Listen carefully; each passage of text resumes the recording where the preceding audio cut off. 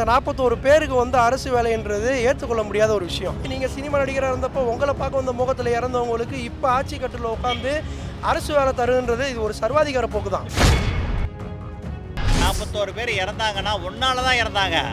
அதுக்கு நீ கவர்மெண்ட் வேலையை நீ எப்படி கொடுக்க முடியும்? சம்பாரிச்சு இல்லை, சினிமா காசுலேருந்து சம்பாரிச்சு இல்லை, அதுலேருந்து எடுத்து கொடு. இந்த 41 பேரை ஒரு உயிர் தியாகம் செஞ்ச தியாகி மாதிரி நீங்கள் கொண்டு போயிட்டு அந்த குடும்பங்களுக்கு வந்து அரசு வேலை கொடுக்குறீங்க. அரசாங்கத்தோட வரிப்பணம் யார்? அடித்தட்டு மக்கள் வந்து கொடுக்கக்கூடிய வரிப்பணத்தில் தான் அரசாங்கம் செயல்படுது. இதே ஆட்சிக்கு வராமல் இருந்திருந்தாருன்னா அவர் கொடுப்பாரா?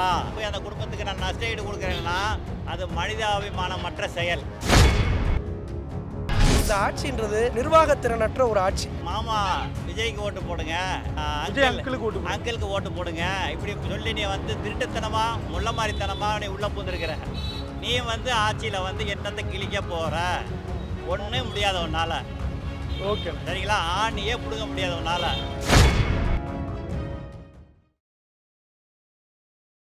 தமிழ்நாட்டுல எல்லாமே சேஞ்ச் ஆயிடுச்சு. உங்க நகையையும் சேஞ்ச் பண்ணுங்க. உங்க பழைய நகைக்கு கிராமுக்கு 150 ரூபாய் கூடுதலா வாங்கி புது நகை எடுத்துக்கோங்க.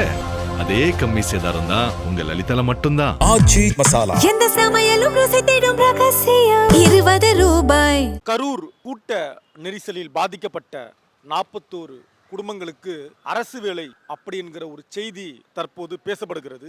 அவ்வாறு கூட்ட நெரிசலில் பாதிக்கப்பட்ட குடும்பங்களுக்கு அரசு வேலை தருவதை பற்றி மக்கள் என்ன கருத்தை பதிவு செய்கிறார்கள் என்பதை நாம் இன்றைக்கு கேட்டு தெரிந்து கொள்ள இருக்கிறோம் மக்களிடமே. இது கிங் டிவி, நான் உங்கள் தமிழ் மாநில. அரசு வேலை கரூர்ல பாதிக்கப்பட்ட குடும்பங்களுக்கு தரதா விஜய் இதை பத்தி உங்க கருத்து என்ன?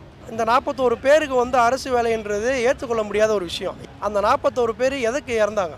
கொடுத்துருக்காரு பணம், 20 லட்சம் ரூபா கொடுத்துருக்காரு. மற்றபடி அவங்களுக்கு அரசு வேலை கொடுப்பாருங்கிற நம்பிக்கை இருக்குது. இவர் என்னதான் வந்து அரசு வேலை வாய்ப்பு கொடுத்தாலும் அந்த குடும்பத்துக்கு வந்து கண் துடைப்பு தான். மற்றபடி வந்து அந்த இடத்த ஃபுல் பண்ண முடியாது.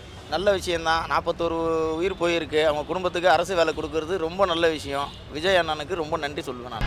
அரசு வேலை தரலாம். இவரால் பாதிக்கப்பட்டவங்களுக்கு நம்ம அரசுடைய பணத்தை ஏதோ மனிதாபிமானத்துல கொடுக்கலாமே தவிர சரிதானான்னு சொல்ல முடியாது. 41 பேர் இறந்தாங்கன்னா ஒன்னால தான் இறந்தாங்க.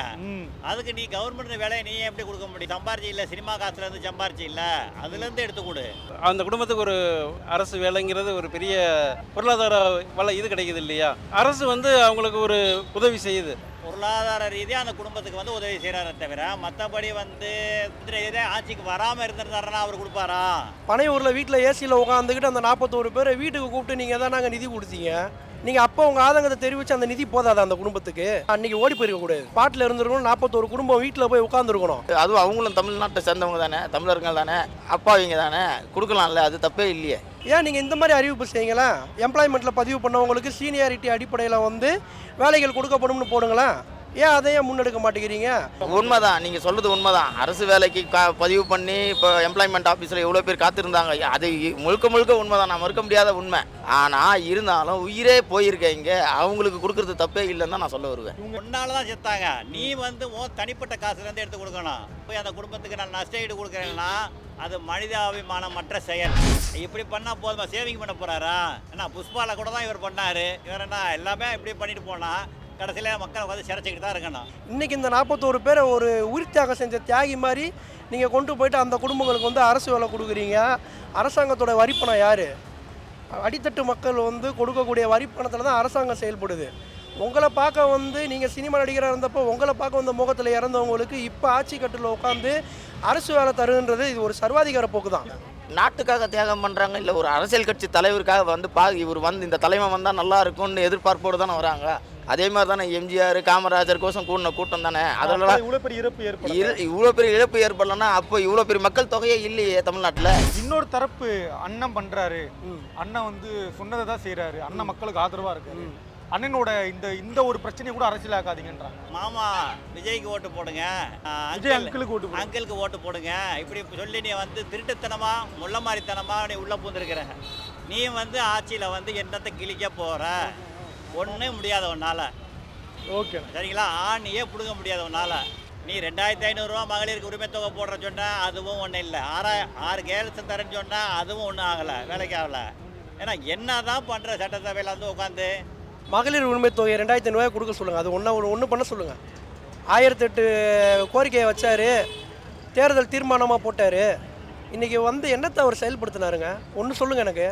ஒரு விஷயம் இல்லை. என்னத்தை பண்ணாங்க? சிங்கப்பெண்ணை எத்தனை கைது பண்ணியிருக்கிறாங்க? எத்தனை பாலியல் குற்ற வழக்கு பதிவு செய்யப்பட்டிருக்கு தெரியுமா? 51 வழக்குக்கு மேலே பதிவாயிருக்கு பாலியல் குற்ற வழக்கு. சிங்கப்பெண் அதிவிரைவுப்படை என்ன செய்கிறாங்க? மதுக்கடைகளை மூடிட்டாங்கன்னு சொல்லி கொக்கரிச்சிங்க எல்லாருமே. எத்தனை கடையை வந்து மூடினாங்க? அதை ஒரு ஒயிட் பேப்பர் ஸ்டேட்மெண்ட் கொடுங்க. வெள்ளை அறிக்கை விட்றோன்னு இவங்க ஒருத்தவங்க தான் வந்து சொன்ன மாதிரி சொன்னாங்க. அதனால் வந்து இந்த ஆட்சின்றது நிர்வாகத்திறனற்ற ஒரு ஆட்சி. தமிழ்நாட்டுல எல்லாமே சேஞ்ச் ஆயிடுச்சு. உங்க நகையையும் சேஞ்ச் பண்ணுங்க. உங்க பழைய நகைக்கு கிராமுக்கு 150 ரூபாய் கூடுதலா வாங்கி புது நகை எடுத்துக்கோங்க. அதே கம்மி சேதாரம் தான் உங்க லலிதால மட்டும்தான். எந்த சமையலும் ருசி தேடும் ரகசியம் 20 ரூபாய்.